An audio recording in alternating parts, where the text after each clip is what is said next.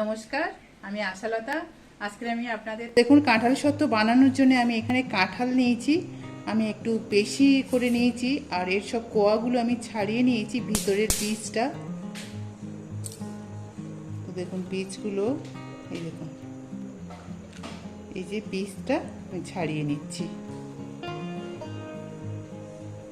আমি এই করে সবগুলো বীজ ছাড়িয়ে নিয়েছি। এই দেখুন বীজগুলো ছাড়িয়ে নিলাম, সব বীজ আমি ছাড়িয়ে নিয়েছি এইভাবে। এবারে এটা আমি মিক্সিতে প্রথমে পেস্ট করে নেব। এবারে আমি এগুলো মিক্সির জারের মধ্যে দিয়ে দেবো, দিয়ে খুব ভালো করে একটা মিহি পেস্ট বানিয়ে নেব।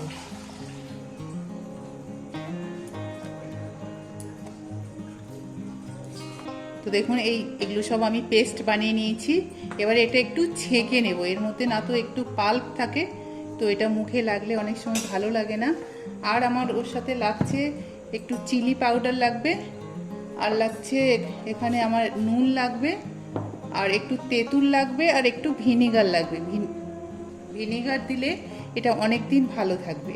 তা প্রথমে আমি আপনাদের একটু ছেঁকে দেখাই।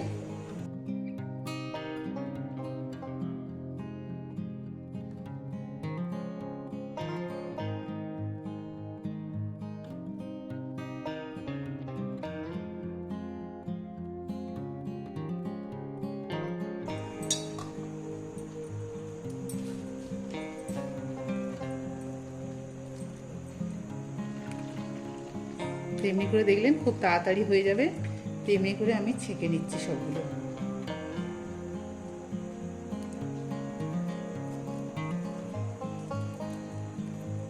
এই দেখুন এখানে যে এই ছিবড়াগুলো আছে এগুলো মুখে লাগে। তো দেখুন এগুলো আমি সব ছেঁকে নিয়েছি, পাল্প বের করে নিয়েছি। তো চলুন এখন আমরা এটা জাল দিয়ে নেব।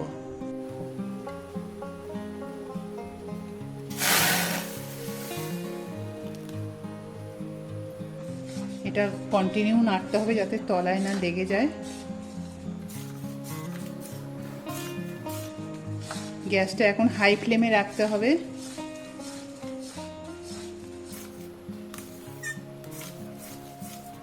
এটা হাই ফ্লেমে একটু সাবধানে এটা নাড়তে হবে।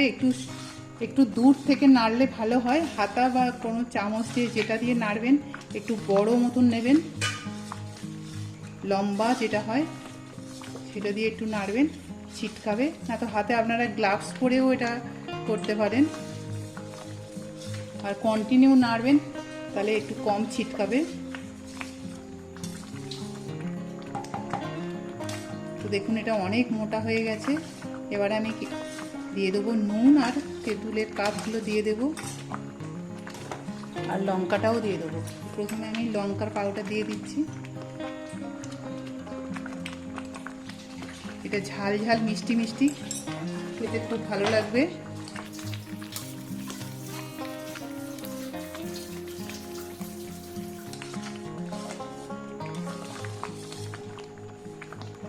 আরও একটু মোটা করতে হবে।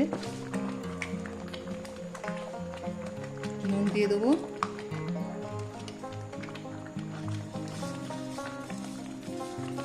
এবার আমি তেঁতুলের পাল্পটা একটু দিয়ে দেবো।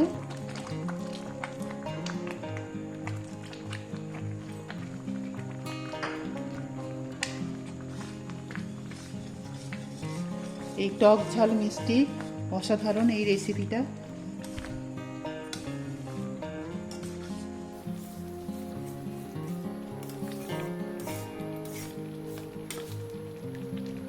তো দেখুন একদম মোটা হয়ে গেছে।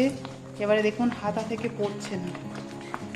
এবার এটা ঠান্ডা হয়ে গেলে না আরও এটা ঘন হয়ে যাবে। এবার আমি একটু ভিনিগার দিয়ে দেবো,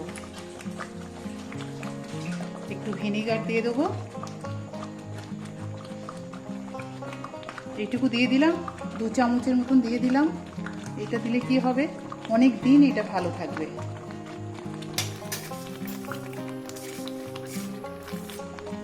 এবার আমি গ্যাসটা বন্ধ করে দিচ্ছি, দিয়ে এগুলো থালার মধ্যে নিয়ে নিতে হবে। তো এবার আমি কিছু থালা নিয়েছি, এই থালার মধ্যে আমি একটু করে ঘি লাগিয়ে নেব।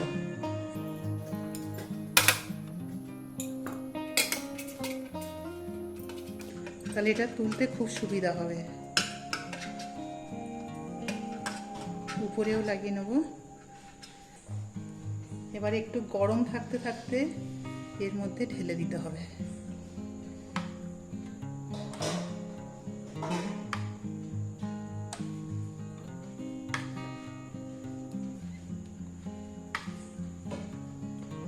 এবার এটা আমি ফ্যানের তলায় রেখে দেবো, রোদে দেওয়ার দরকার নেই, এটা ফ্যানের তলায় শুকিয়ে যাবে। একটু ঢাকা দিয়ে রাখতে হবে, কোনো নেট টেট দিয়ে ঢাকা দিয়ে রাখতে হবে।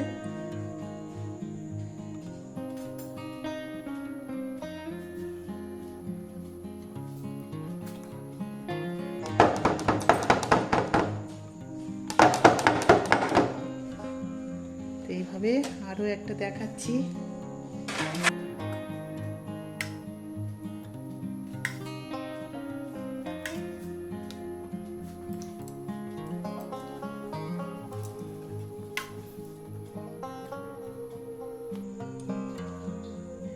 এটা শুকিয়ে গেলে অনেক পাতলা হয়ে যাবে।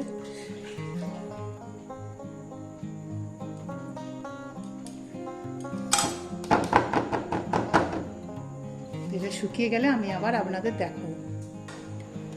তো দেখুন, এই দেখুন কাঁঠাল সত্ত্বটা আমি 4-5 দিন এমনি রেখে দিয়েছিলাম, আর 1-2 দিন আমি একটু রোদে দিয়েছিলাম। তো এখন মাঝে মাঝে বৃষ্টি হচ্ছে, তো ঠিক মতন রোদেও দিতে পারিনি আমি, এমনি ঘরের ভিতরেও ছিল, তো সেই জন্য আমি মাঝে মাঝে একটু কেটে দিয়েছি। তো দেখুন খুব সুন্দর হয়েছে। তো এবারে আমি ছোট ছোট পিস করে নেব, বা এমনি ঘুরিয়েও রাখতে পারেন। দেখুন এটা দেখুন খুব সুন্দর হয়েছে। দেখুন এবারে আমি এটা ছোট ছোট পিস করে নেব। আপনাদের পছন্দ মতন এটা করতে পারেন, রেখে যেটা সুবিধা হবে সেইভাবে এটা রেখে দেবেন।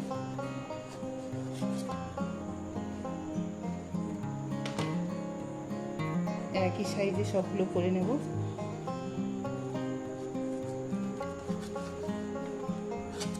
তো এরকমভাবে আপনারা এটা করে ফ্রিজে রেখে দিতে পারেন। আর বাইরে যদি রাখেন, এটা আপনারা 2-3 মাস এটা রেখে দিতে পারেন। আর ফ্রিজে রেখে দিলে তো পুরো 1 বছর এটা ঠিক থাকবে। এইভাবেও আপনারা এটা ব্যবহার করতে পারেন। তো দেখুন খুব সুন্দর পিসগুলো হয়েছে, দেখছেন তো, দারুণ হয়েছে। তো এইভাবে আপনারা বানাতে পারেন।